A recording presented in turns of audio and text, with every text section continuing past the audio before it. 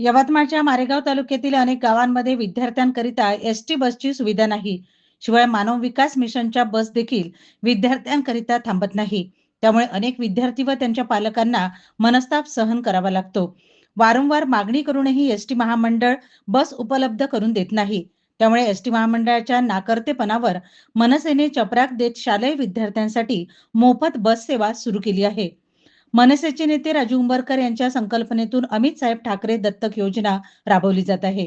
या योजनेअंतर्गत शालेय विद्यार्थ्यांच्या शिक्षणात खंड पडू नये आणि त्यांना प्रवासासाठी करावी लागणारी पायपीट थांबवून सुरक्षितता मिळावी म्हणून चनोडा ते मारेगाव या मार्गावर विशेष मोफत बस सुविधा सुरू करण्यात आलेली आहे.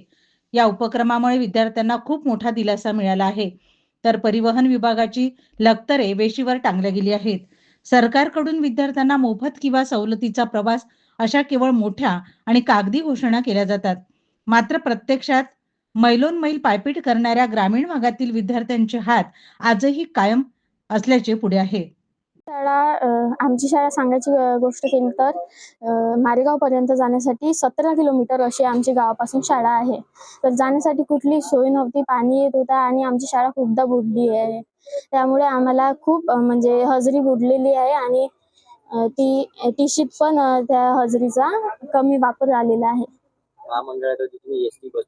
आमचे आई वडील बस डेपोमध्ये गेले पण त्यांनी त्यावर कुठलाही म्हणजे अहवाल उचलला नाही आणि आई वडिलांनी म्हणजे बस मिळाली नाही. आणि तसंच आम्ही राजू भाऊंच्या घरी गेलो सगळे विद्यार्थी गेलो होतो लहान लहान. तर त्यासाठी त्यांनी आम्हाला बसमध्ये जाण्याची खूप मदत केली. हे विद्यार्थी आहोत आणि आजपर्यंत आम्हाला शाळेत जाण्यासाठी बसची सोय नव्हती.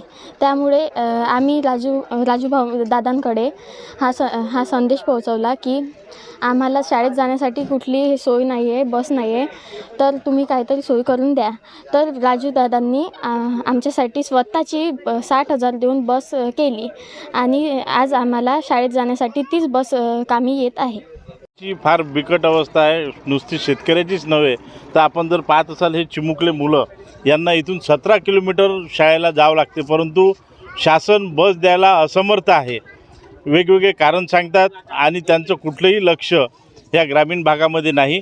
आणि ज्यावेळेस हे सगळे चिमुकले आपल्या पालकांसोबत माझ्याकडे आले त्यावेळेस मी सुद्धा महामंडळाला विनंती केली, परंतु त्यांनी मला सांगितलं की भरत्या झालेल्या नाही आमच्या आणि भरत्या झाल्या नाही त्याच्यामुळे आमच्याजवळ मनुष्यबळ नाही आणि त्याच्यामुळे आम्ही गाडी देऊ शकत नाही. अशा अनेक कारणं ते सांगत असतात आणि म्हणून या मुलांची हाल होऊ नये म्हणून महाराष्ट्र नवनिर्माण सेनेने स्वखर्चाने आज हा पहिला उपक्रम बसचा सुरू केलेला आहे. मोजक्याच गावामध्ये महामंडळाची बस पोचते, त्यावेळेस शाळा सुटते, त्यावेळेस महामंडळाची गाडी जवळपास रात्री 9-9, 10-10, 12-12 वाजेपर्यंत रात्रीच्या वेळेस विद्यार्थी बसस्टँडवर बसलेले असतात. त्यांना गावाकडे यायला कुठलंही वाहन नसतं आणि मग आमच्यासारखा एखादा पुढारी एखादा व्यक्ती त्या महामंडळामध्ये गेल्यावरच त्या मुलांना रात्री 12 नंतर बस मिळते. ही शोकांकिता आहे आणि शासनाने याचा कुठेतरी विचार करायला पाहिजे. त्यांना लाज वाटायला पाहिजे की उद्याचं भविष्य आपण यांना म्हणतो आणि यांचीच व्यवस्था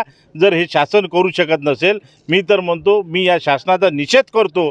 आणि हे शासन नुसता अफवाचा बाजार आहे, स्वप्नाचा बाजार आहे. तुम्ही जर ग्रामीण भागामध्ये जाल तर ग्रामीण भागामध्ये अतिशय हाल इथल्या जनतेची सुरू असलेली आपल्याला पाहायला मिळते. मानव विकास हे फक्त मला असं वाटते कागदावर आहे. मानव विकासच्या बस ज्या आहेत त्या अशा रोडनी फिरतात आणि मानव विकासच्या बसला जर विद्यार्थ्यांनी जरी हात दाखवला तरी त्याला जो रूट राहिलेला आहे किंवा एक्स्ट्रा मुलगा तो त्या बसमध्ये घेत नाही. मुलांसाठीच ती बस असल्यावरही ते मुलांना घेत नाही किंवा मोजक्याच बस आता त्या चालू आहेत. काही बस भंगार झालेल्या आहेत त्याच्यामुळे त्या डेपोमध्ये जमा झालेल्या आहेत. आणि मानव विकासचा निधी नेमका या शासनाचा निधी जातो कुठं हे शासन कर्त्यालाच माहिती आहे. जनतेपर्यंत तो पोचायला असमर्थ आहेत.